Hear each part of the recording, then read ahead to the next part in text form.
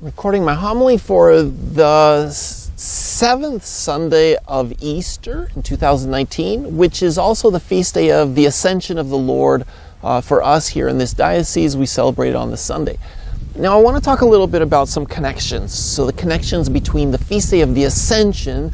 So this is the last moment that the disciples or anybody will ever see Jesus in this resurrected bodily form here on earth, right? So when he ascends into heaven, he's gone, at least in terms of how he was present before that.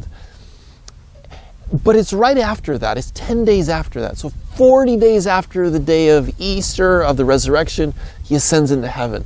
10 days after that, the Holy Spirit comes down at Pentecost, which is what we celebrate next Sunday, right? But the connection between the Ascension and Pentecost are very much connected.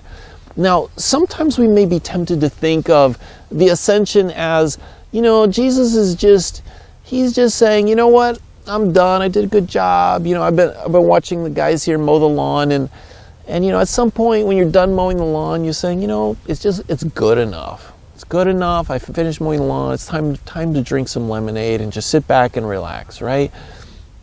And so you might be tempted to think that with Jesus. When he ascends into heaven and he kind of distances himself from us, he's just done. He's just engaged now because he did a good job. He's done. He can just sit back up in heaven, drink some lemonade.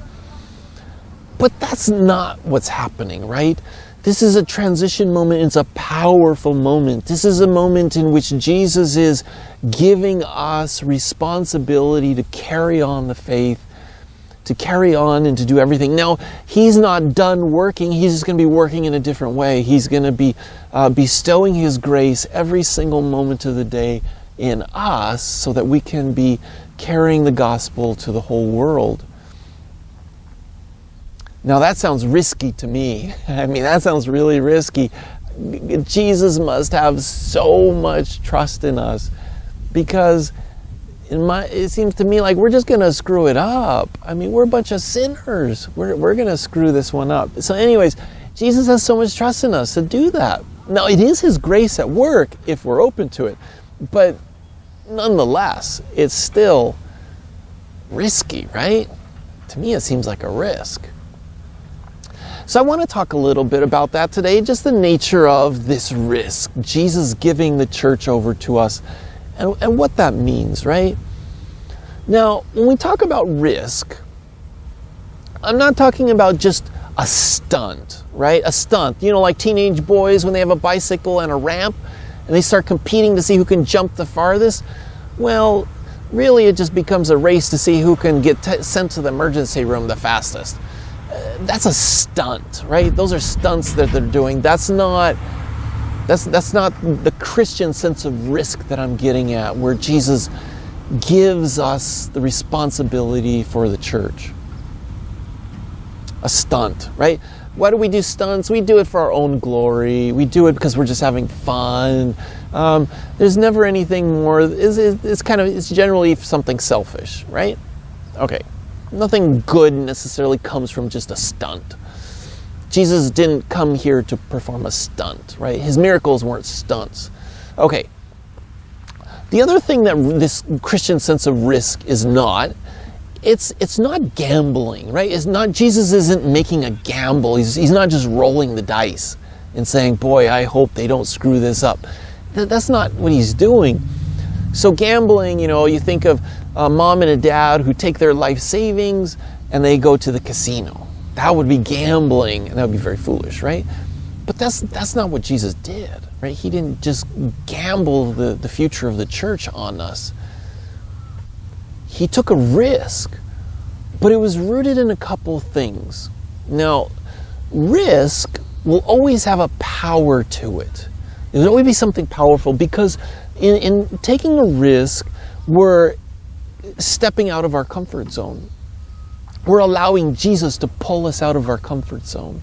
So it has to be something powerful, right? Now, we can get stuck in a mode where it's like, no, we want to be in our comfort zone. So we can even do that with the faith, right?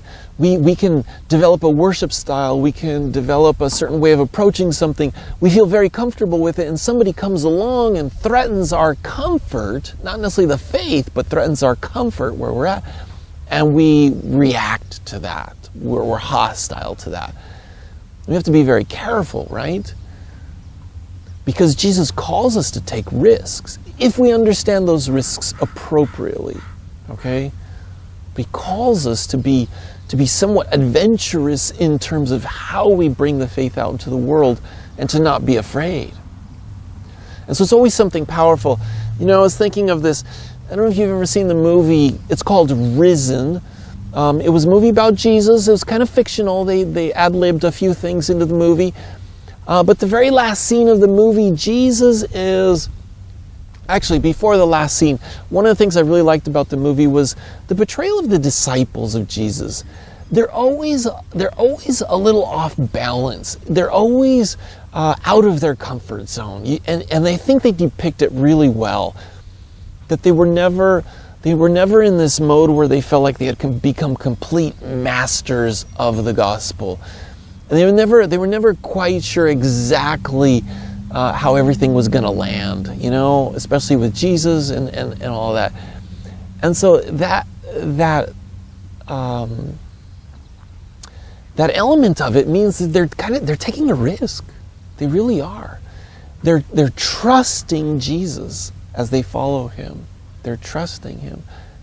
May not always understand everything, they may not master everything, but they're trusting him. And so this sense of risk implies a relationship, it implies trust, it implies love, right? Okay. But anyways, at the very last scene of the movie, you have Jesus ascending into heaven. And in this moment of the ascension, I thought it was really neat how they did it. There's like this sonic boom. There's just this incredibly loud explosion that happens as he ascends into heaven. And it's almost like Jesus is ripping through this division between heaven and earth. And through that hole, if you will, that he's ripping through, you're going to have the Holy Spirit come down for Pentecost, right? Only a couple days later. And so I just thought that was a really neat example. You know, a couple years ago, President Obama was in the Seattle area when he was visiting, and anytime the president comes to visit, they always control the airspace. They don't allow any planes to fly overhead while the president is here for security, right? Well, this little tiny plane, this little Cessna, flew into that airspace, and everybody kind of panicked because they didn't know what that was. And so they sent up these F-15 fighter jets from Portland. The National Guard down there has them. And they sent them up really fast. They scrambled them up here in order to control the airspace. Well, when they were flying over where I was living at the time, which was Tacoma, or Lakewood down there, they were flying faster than the speed of sound, which means that when it flies overhead, because it's going faster than the speed of sound, there's going to be a sonic boom. And it was so loud. I mean, everything shook when it flew over, when the planes flew over. It's just this boom. It was incredible. Well, what's happening is the plane is just ripping through the air. It's literally ripping the air. And so you have this explosion sound that comes from that. And I thought, yeah, that's like Jesus, right? That's like Jesus ascending into heaven. It was so awesome, right? Okay. But it's something powerful. And so when Jesus is working in your life, when he's working in our lives, he's ripping us out of our comfort zone many times when he's working really powerfully. And his grace is, if you will, ripping through the things in our lives that need his grace. There's something powerful about it. So I think that's the first thing, is Jesus calls us to take risks. He expects us to be willing to take risks, to be risk takers in the right sense, right? In the right sense. Not gamblers, not just stunt. We're not pulling off stunts for our own glory, but to take risks for the gospel. Now, it implies a couple things. It implies love, right? It implies that we're really in love with him and it's worth it. We trust him. So I had a wedding on Saturday, and in this wedding, a beautiful little wedding, right? But the couple, the man and the woman, when they come together and they make these promises, are they taking a risk? When two people get married, are they taking a risk? Absolutely, right? Absolutely. I mean, you can't predict the future. You don't know what's going to happen. You don't know what difficulties you may have. You don't know where it's going to take you.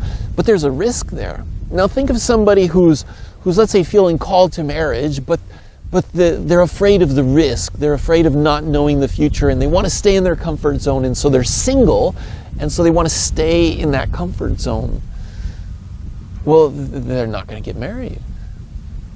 And because of that, they're never going to know the power of the gospel, that Jesus could work through that marriage, right? I tell people, when one person's living the faith, that's great. But when two people get married and live the faith, it's not just double. It's like 1,000 times more powerful. Because everything they do becomes amplified. It increases, right? Through the progeny of their children and grandchildren and great-grandchildren. But just in how they strengthen each other as a team, too. It's amazing how much stronger we are as a team. I think that's why Jesus sent his disciples out 2 by 2, right? Okay. And so love is a necessary component of this Christian sense of risk. I have a niece who, when she was much younger, she was fearless. And she had this implicit trust. Like, for example, she would climb up on top of the dresser, and if you made eye contact with her, she would just leap off of it with this absolute trust in you that you would catch her. I mean, and it was exciting for her. She would have this huge smile on her face. She was really a daredevil. I guess you could say it was kind of like a stunt, but it was what was implicit was her trust in you, that you would catch her, because nobody failed her. Nobody failed to catch her. And so she had this trust just to leap off into your arms. And, Jesus has that kind of trust in us. And he wants us to have that trust also. So that risk, but it's rooted in love. If we don't have that love, if we've been burned in life, if we don't have trust, we won't take risks. And so love and trust and the power, those are all necessary, right? Now there's some things, what are things that can destroy this? Well, we refuse to leave our comfort zone. I think in some ways that's like the root of racism and prejudices, and we begin to look at other groups of people with hostility, with fear, and Jesus will always call us out of that. When we're living the gospel, we are not in our comfort zone, right? That doesn't mean that we're always unhappy with how things are going or things are going bad. That's not what I mean at all. But what it means is that it is for something more than ourselves. Okay? I feel like I've said that in about my last 20 homilies. Maybe I need to move on to a different theme, but I just feel like that's so important is to be a passionate disciple. Means we're going to be out of our comfort zone, but it's so that we can be in Jesus' comfort zone. We can be doing his mission and what he wants. Okay, I'm going to continue with this next week as I talk about Pentecost and the power that comes from on high and what that's meant to do in our lives. All right, God bless you. Take care.